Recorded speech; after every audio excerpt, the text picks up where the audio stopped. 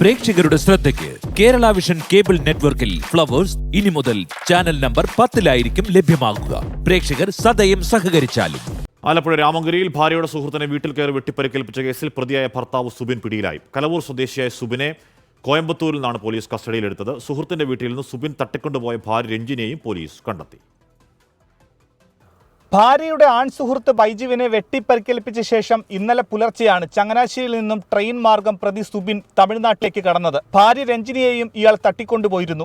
കോയമ്പത്തൂരിലെ സുബിന്റെ ബന്ധുവീട്ടിൽ നിന്നാണ് ഇരുവരെയും പോലീസ് കണ്ടെത്തിയത്. വെട്ടേറ്റ രാമങ്കരി സ്വദേശി ബൈജുവിന്റെ വിരൽ അറ്റുപോയതിനെ തുടർന്ന് കോട്ടയം മെഡിക്കൽ കോളേജിൽ എത്തിച്ച് പ്ലാസ്റ്റിക് സർജറിക്ക് വിധേയനാക്കി.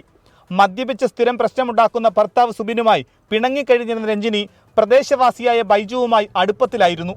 കുറച്ച് ദിവസങ്ങളായി ഇരുവരും ഒരുമിച്ച് താമസം തുടങ്ങി. ഇതറിഞ്ഞ് സുബിൻ തേങ്ങാപ്പാര ഉപയോഗിച്ച് വീടിന്റെ പുറകുവശത്തെ വാതിൽ തകർത്ത് വീടിനുള്ളിൽ കയറി ബൈജുവിനെ വെട്ടിപ്പരിക്കേൽപ്പിക്കുകയായിരുന്നു. 24 ആലപ്പുഴ.